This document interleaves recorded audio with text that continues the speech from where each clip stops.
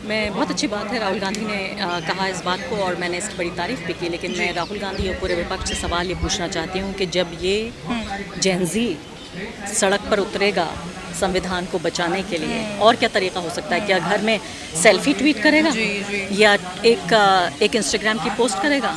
जो सड़क संसद की लड़ाई है वो तो सड़क से ही होती है। तो जब ये जेन ज़ी सड़कों पर निकलेगा और जब इसे नरेंद्र मोदी जी की पुलिस जेल में बंद करेगी, तो फिर इनकी बेल कौन कराएगा?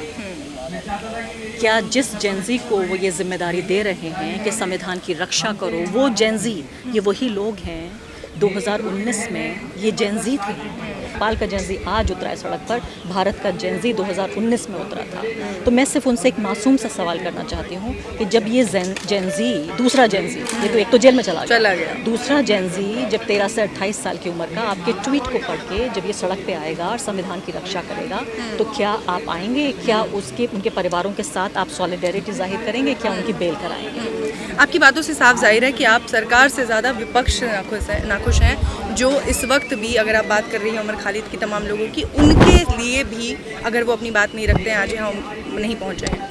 नहीं, देखिए, आप कह रहे हैं कि मैं खफा हूँ, मैं नाउमीद हूँ। और नाउमीदी कैसे होती है? नाउमीदी वहाँ होती है जहाँ उम्मीद होती है। इस सरकार से चूँकि मुझे कोई उम्मीद ही नहीं है, इसलिए मैं कोई उम्मीद उनके कंधों पे रख ही नहीं रही। मुझे उम्मीद इस देश की सिविल सोसाइटी से है, मुझे उम्मीद इस देश की मीडिया से है, मुझे उम्मीद इस देश के विपक्ष से है। और मैं नाउमीदी इन लोगों से जाहिर कर रही हूँ क्योंकि सबसे पहले मैंने इनके ऊपर उम्मीद जाहिर की।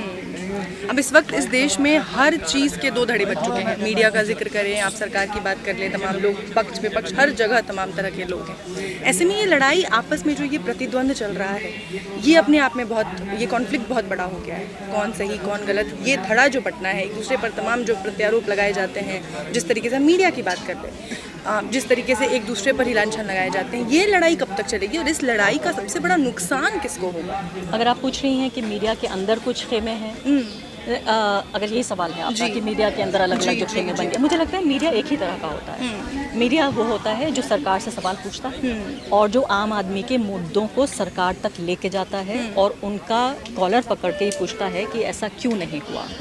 इसलिए मीडिया को हम कहते हैं कि वो परमानेंट ऑपोजिशन। जैसे मेरे जैसे पत्रकार, मुझे 25 साल हो गए पत्रकारिता में। नरेंद्र मोदी जी 2014 में आए, यानी सिर्फ 11 साल हुए हैं।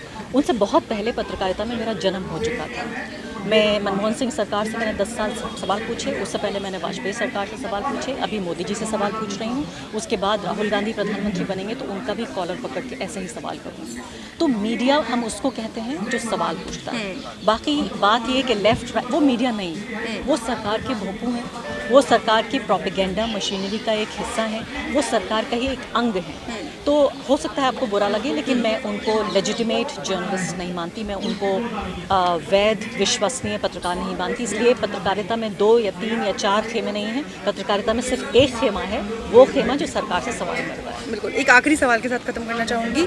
आपने कहा 2019 में इस देश का जो युवा था, जो जेन ज़ी था, जिसे अभी हम बाकी देशों में देख रहे हैं, वो सड़कों पर उतर गया था और उसने अपनी आवाज़ बुलंद की थी और उसी की वजह से शायद आज भी हम और आप खड़े हैं, अपनी आवाज़ उठा पा रहे हैं। लेकिन अब जो सिचुएशन है, जब वो जेलों में बंद हैं और उनका ट्रायल भी नहीं हो पा रहा है, लीगली फेल हो चुके हैं हम उन्हें कोई भी स्टैंड देने में, ऐसे में हमारी सिचुएशन कहाँ देखती हैं आप कि अब हमें किस तरीके से इस लड़ाई को दोबारा जिंदा करने की ज़रूरत है? देखिए, पहली बात तो बहुत मुश्किल है। मैंने जैसे कहा अपनी स्पीच में कि एक नस्ल को, एक पूरी जनरेशन को आवाज़ दी उस प्रोटेस्ट मूवमेंट में। बिल्कुल बिल्कुल। लेकिन इसके साथ साथ एक पूरी नस्ल और एक पूरी जनरेशन को खामोश भी कर दिया है कि जो लोग सामने आ सकते थे, जो प्रोटेस्ट कर सकते थे, जो बाहर निकल सकते थे, जो एक सोशल मीडिया पोस्ट कर सकते थे।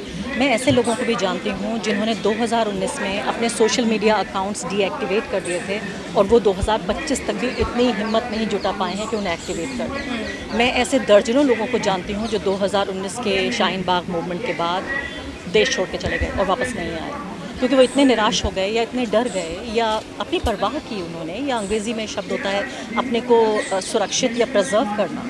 हर कोई इस लड़ाई के लिए तैयार नहीं। बिल्कुल। इतना कहने के बावजूद मैं ये ज़रूर कहूँगी कि हर वक्त की अपने संघर्ष होते हैं, हर वक्त की अपने आंदोलन होते हैं। 2019 के आंदोलन, शाहीन बाग के आंदोलन के कार्यकर्ता, सामाजिक कार्यकर्ता, उस दौर के नेता, उस दौर के चमकते सितारे अलग थे, हमारे दौर के सितारे अलग थे। सितारों की बात से एक और सवाल है कि आमिर खान का एक वीडियो वायरल हो रहा है जिसमें वो प्रधानमंत्री मोदी को तमाम बड़े लोगों ने बर्थडे विश किया, मुकेश अंबानी समेत, लेकिन उनका एक पुराना वीडियो वायरल हो रहा है जिसमें वो बाकायदा सवाल कर रहे हैं, है ना, कि सवाल ये कि गुजरात में जो कुछ हुआ वहाँ आप किसी की कास्ट देखकर उससे बात नहीं कर सकते, किसी का रिलीजन देखकर उसके बारे में नहीं, वो इंडियंस थे, वो तमाम इंडियंस थे।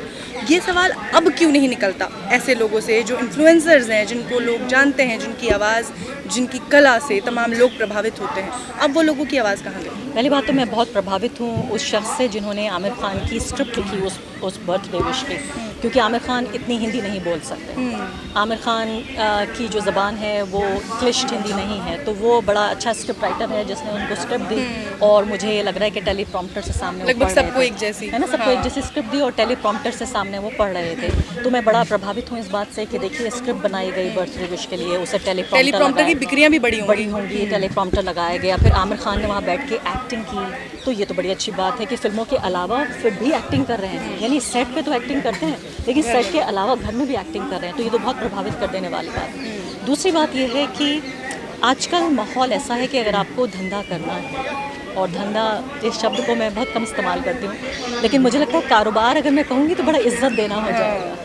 तो अगर आपको धंधा करना है, और ये गुजराती ज़बान है धंधा, है ना, तो आपको धंधा करना है तो आपको ये सब करना पड़ेगा। ये आपके दर्शक भी जानते हैं, आप भी जानती हैं, और जिन लोगों को आप पत्रकार कह रही थी उनमें बहुत सारे ऐसे लोग हैं जिन एंकरों और रिपोर्टरों के साथ जो एडिटर्स बन के बैठे हैं, अभी उनके साथ मैंने काम किया है, बड़े भले लोग होते थे, वो न्यायप्रिय लोग होते थे, वो बड़े प्रगतिशील लोग होते थे, लेकिन उनको ये पता चल गया कि अगर धंधा करना है तो हमें ये सब बोलना पड़ेगा। शुक्रिया अदा करता हूँ वहाँ के लोगों के लिए और उन मुसलमानों के लिए जो सामने आए, यहाँ तक कि बौद्ध भिक्खु भी सामने आए, उन्होंने भी राहत कोष भेजा। लेकिन आपको एक सिंगल ये धर्माचार्य जो होते हैं, जैसे आपने देखा वो बागेश्वर हुआ, हजारों की तादाद में, आपको एक सिंगल महाराज ऐसा नहीं होगा जो जिसने ये कहा हो कि हम चलो मुसलमान जो डूबे हैं उनको राहत कोष नहीं दे रहे, हम हिंदुओं को ही दे रहे हैं। कम से कम अपने हिंदुओं को तो राहत कोष दो, मुसलमानों को मत दो। पंजाब एक स्टेट है, पंजाब के अंदर सारे सिख की थोड़ी हैं, पंजाब के अंदर मुसलमान भी हैं, दलित भी हैं, हिंदू तो देखो, हिंदू 4 कैटेगरी में बटा हुआ, उसमें चारों कैटेगरी के हिंदू हैं। 7643 पूरी जाति उस वहां बची हुई है, सारे हिंदू नहीं, सारे सिख नहीं है।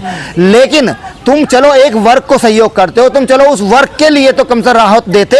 मैं कहता हूं तुम हिंदू हिंदू चिल्लाते हो कि हिंदू एक हो जाओ, हिंदू एक हो जाओ, जिनको तुम बहकाते हो, बागेश्वर धाम जहां लंगर लगाता है या इतने सारे बड़े पंडाल लगाता है, और प्रदीप मिश्रा है, ऐसे कितने हजारों धर्मगुरु हैं, इन्होंने किसी ने भी राहत नहीं भेजी। एक वीडियो बड़ी वायरल हो रही है मेवात की, 80 साल की बुजुर्ग महिला, मुस्लिम महिला, उन्होंने गहने बेच दिए बाढ़ पीड़ितों को मदद करने के लिए। देखिए मुसलमानों ने जब देश पे आपदा आई है हमेशा आगे कदम बढ़ाया है, हमेशा अपनी देशभक्ति दिखाई है। आपने देखा जब देश आजाद हुआ, निजाम ने अपना पूरा खजाना खाली कर दिया था देश के लिए, और कितने सारे लोगों ने, आपने देखा होगा जब हम ज्योतिबा फूले जी की पत्नी ने जब स्कूल खोला, फातिमा शेख ने अपनी जमीन दी लड़कियों को पढ़ाने के लिए, तो मुसलमानों ने ऐसा कभी करा ही नहीं है। जब भी उनको देशभक्ति दिखाने का मौका मिला है, उन्होंने भरपूर देशभक्ति दिखाई है। लेकिन इस देश का जो सबसे बड़ा देशभक्त बनता है, धर्म का ठेकेदार बनता है,